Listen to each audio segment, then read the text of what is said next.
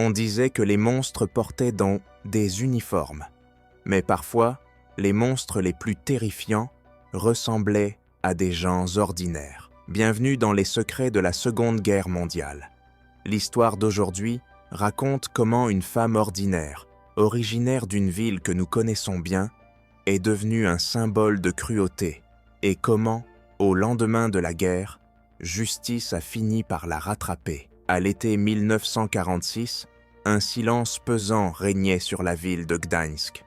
Des milliers de personnes se sont rassemblées sur une place publique, non pas pour célébrer la victoire, mais pour assister à un événement qui semblait irréel. La guerre était finie, les nazis étaient mis tombés. Pourtant, les blessures qu'ils avaient laissées étaient encore vives et s'insinuaient dans le quotidien.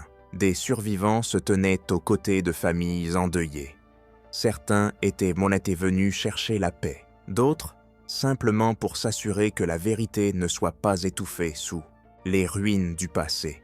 Ce jour-là, plusieurs femmes ont été conduites devant un imposant gibet de bois dressé en public. Il ne s'agissait pas de soldats capturés sur un champ de bataille. C'étaient d'anciennes gardiennes d'un camp de concentration voisin, des femmes qui avaient jadis arpenté les mêmes rues que leurs victimes, fait leurs courses dans les mêmes marchés, vécu dans les mêmes quartiers. Pour la foule, elles n'étaient plus des voisines. Elles étaient des visages de la terreur. Parmi elles se tenait une femme qui attirait particulièrement l'attention. Elle ne paraissait ni brisée, ni honteuse. Des lignes témoins ont y raconté plus tard qu'elle semblait froide, distante, presque indifférente à ce qui allait se produire. Cette femme avait été gardienne au camp de concentration de Stutów, près de Gdańsk. Derrière les murs du camp, des dizaines de milliers de prisonniers avaient souffert et péri, victimes du travail forcé, de la famine, des maladies, des passages à tabac brutaux, des exécutions et des marches de la mort durant les derniers mois de la guerre. Stutów n'était pas un simple lieu d'emprisonnement. C'était un système conçu pour détruire les individus, physiquement et mentalement. Les survivants ont témoigné des interminables appels dans un froid glacial, du travail forcé jusqu'à l'épuisement, de la disparition soudaine de leurs camarades après avoir été sélectionnés pour la punition.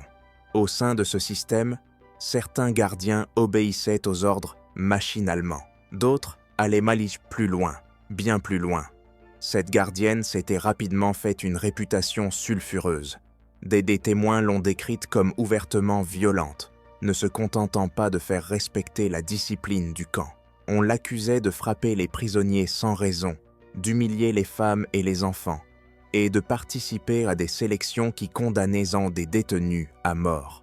Des survivants ont témoigné plus tard que sa cruauté n'était pas dissimulée, elle était mise en œuvre. Elle semblait se délecter du pouvoir qu'elle exerçait sur des personnes qui n'en avaient aucun. À la fin de la guerre, les autorités polonaises ont lancé une série de procès pour traduire en justice les anciens membres du personnel des camps. Ces procédures sont connues sous le nom de procès de Stutów. Contrairement à de nombreux hauts responsables nazis jugés par des tribunaux internationaux, ces tribunaux se sont concentrés sur les gardiens, les surveillants et les collaborateurs qui avaient directement perpétré des actes de violence quotidiens à l'intérieur des camps. Dans la salle d'audience, des survivants ont témoigné. Nombre d'entre eux avaient gardé le silence sur leur traumatisme pendant des années. Désormais, ils se trouvaient face à face avec ceux qui avaient jadis décidé de leur sort. Certains témoins tremblaient en parlant. D'autres peinaient à trouver les mots pour décrire ce qu'ils avaient subi.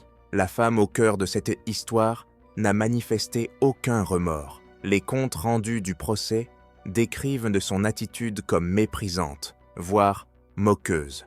Tandis que les survivants évoquaient les coups et les humiliations, elle souriait. Confrontée à ces actes, elle n'a pas nié avoir frappé des prisonniers.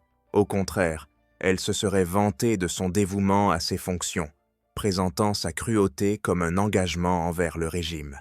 Le tribunal a rejeté les allégations selon lesquelles elle aurait été impuissante ou contrainte à la violence.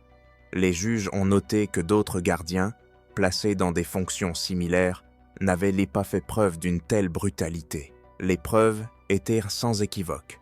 Elle ne se contentait pas d'obéir aux ordres. Elle avait embrassé la violence et exercé son pouvoir avec enthousiasme. Sa condamnation reposait sur des crimes contre l'humanité, sa participation directe à des sévices et des meurtres, et son engagement volontaire au sein d'un système conçu pour exterminer et déshumaniser. Le verdict fut la peine de mort par pendaison, la peine légale infligée aux grands criminels de guerre, en vertu du droit polonais de l'époque. La méthode elle-même revêtait une forte valeur symbolique. Il ne s'agissait pas d'une exécution militaire, mais d'un châtiment associé au meurtrier, destiné à signifier une condamnation morale et non un simple jugement légal. Le jour de l'exécution, la foule s'est de nouveau rassemblée. Des gens sont montés sur les toits et les camions pour assister à la scène. Certains cherchaient justice, d'autres l'apaisement. D'autres encore étaient fascinés par une morbide curiosité, incapables de détourner le regard de ce moment qui allait marquer la fin d'un chapitre douloureux de l'histoire de la ville. La condamnée fut conduite sous l'échafaud. La sentence fut lue à haute voix. Le nœud coulant fut placé autour de son cou. Le véhicule sous ses pieds avança lentement, la laissant suspendue dans le vide. Les témoins décrivirent ce moment comme obsédant. Aucun cri de triomphe ne retentit, seulement le silence pesant de la foule, témoin de la confrontation du passé et du présent. En quelques minutes, son corps s'immobilisa. Le caractère public de ces exécutions était intentionnel. Les autorités voulaient montrer au monde que justice était rendue, même après le chaos de la guerre. C'était aussi un message. Les crimes des camps ne seraient pas oubliés, et ceux qui avaient participé à ces atrocités, hommes et femmes confondus, seraient bien tenus responsables. Pour de nombreux survivants, ce moment n'effaça pas leur traumatisme. Rien ne le pouvait. Mais il leur offrit le sentiment que leur souffrance avait été reconnue, que le monde avait entendu leurs histoires. Il remit en question le mythe selon lequel les gardiennes des camps n'étaient madamées que des auxiliaires passives. Il montra que la cruauté individuelle comptait et que les choix personnels au sein d'un système pervers pouvaient entraîner une responsabilité individuelle. L'histoire a souvent tendance à simplifier le passé en opposant héros et méchants. Mais des histoires comme celle-ci nous rappellent une vérité troublante. Le mal ne se présente pas toujours sous une forme monstrueuse. Parfois, il revêt un visage ordinaire, s'exprime dans un langage courant et se dissimule derrière le prétexte du devoir. Le danger réside dans la facilité avec laquelle on peut choisir la cruauté lorsqu'on détient le pouvoir sur autrui. La leçon de cette histoire ne se limite pas à la punition. Elle est aussi une leçon de mémoire. Se souvenir de ce qui s'est passé dans des lieux comme Stutthof nous empêche de détourner le regard des vérités dérangeantes. Nous honorons la voix des survivants et nous nous rappelons que les systèmes de violence reposent sur des individus qui choisissent d'y participer. C'était les secrets de la Seconde Guerre mondiale. Si cette histoire vous a marqué ou ouvert les yeux, n'oubliez pas de vous abonner à la chaîne et d'activer les notifications. Chaque semaine, nous dévoilons des chapitres occultés de l'histoire que le monde ne doit jamais oublier.